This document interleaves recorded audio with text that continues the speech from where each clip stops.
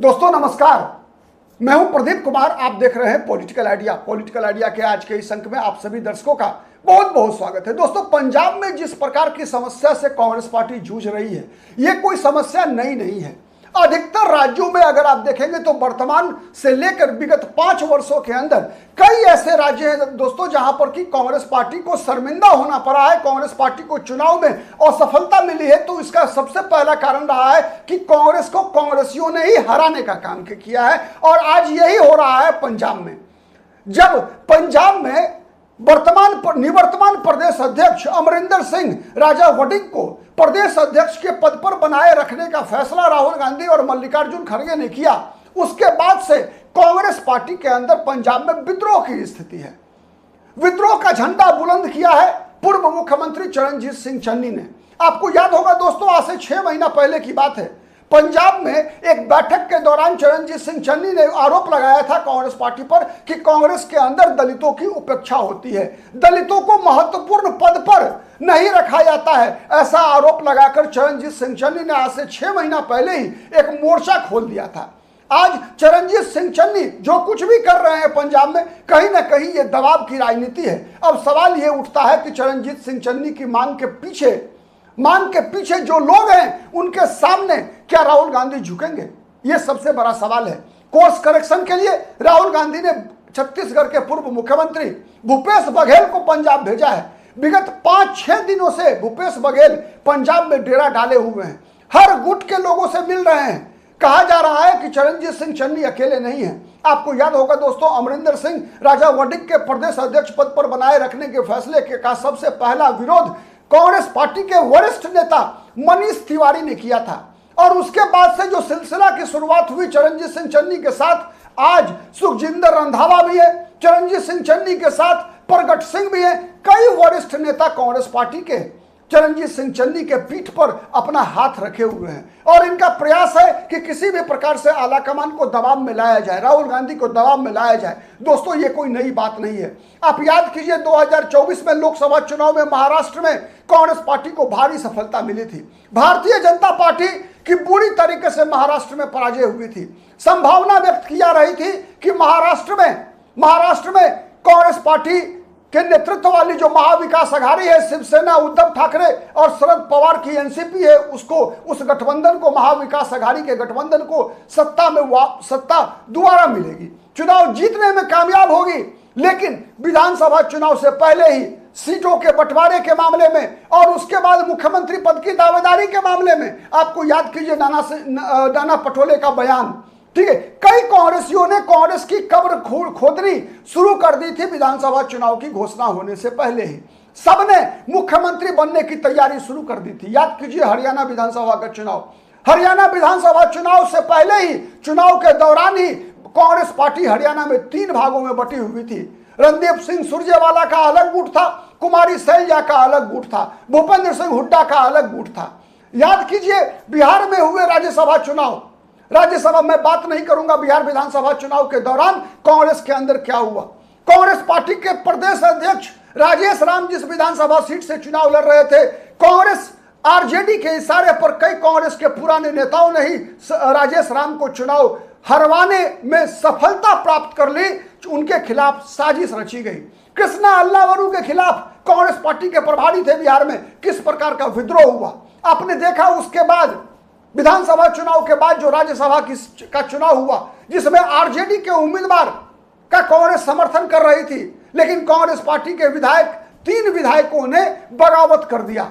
कांग्रेस के 3 विधायकों ने मतदान से अपने आप को अलग कर लिया और यह आरोप लगाया कि चूंकि आरजेडी का उम्मीदवार सवर्ण समाज से है, इसीलिए कांग्रेस पार्टी के जो ओबीसी समाज से आने वाले विधायक थे, उन लोगों ने आरजेडी के उम्मीदवार को वोट नहीं दिया। और कांग्रेस की व्यवस्था देखिए कि कांग्रेस अपने उन बागी विधायकों पर कार्रवाई भी नहीं कर सकती है।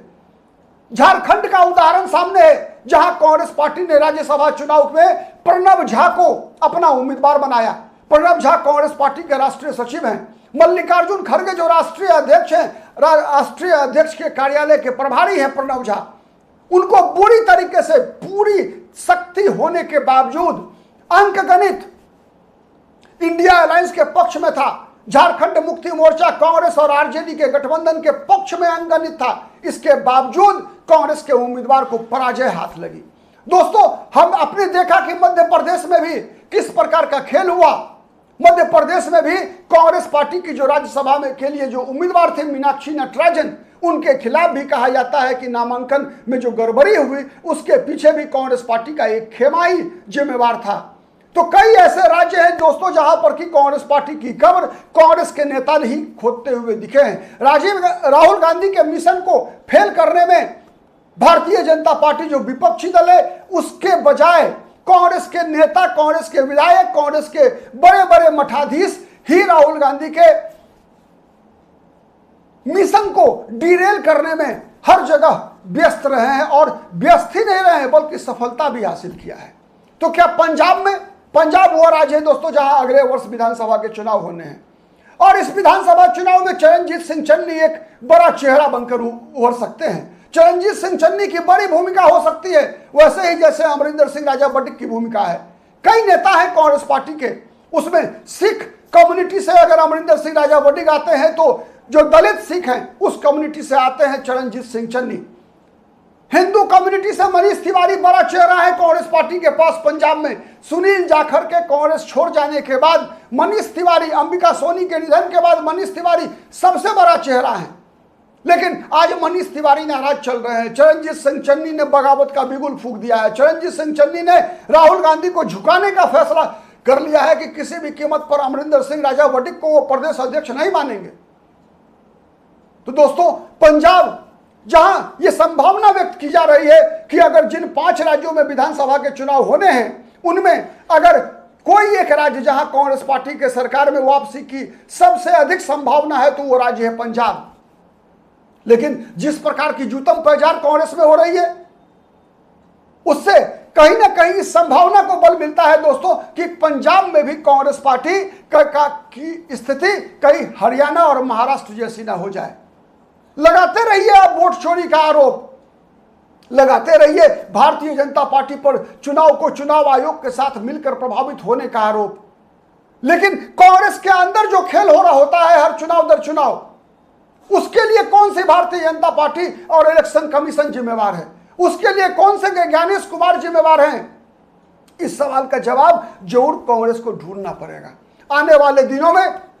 मित्रों, अगले वर्ष की शुरुआत में ही 5 राज्य में विधानसभा के चुनाव है। 2027 वो वर्ष है जहां 2 और राज्य 2027 के अक्टूबर नवंबर महीने में 2 और राज्यों में चुनाव होंगे, जहां फरवरी मार्च में पंजाब, उत्तर प्रदेश, उत्तराखंड, गोवा और मणिपुर में चुनाव है। वहीं दूसरे चरण में उत्तरार्ध में 2027 के उत्तरार्ध में गुजरात और हिमाचल प्रदेश जैसे राज्यों में चुनाव है। हिमाचल प्रदेश में कांग्रेस के पास अपनी सरकार बचाने की चुनौती है, वहां भी विवाद बड़ा है। वहां भी विक्रमादित्य सिंह ने विद्रोह का बिगुल फूंका हुआ है। कभी भी उस विद्रोह को सड़क पर आने में देर नहीं लगेगी।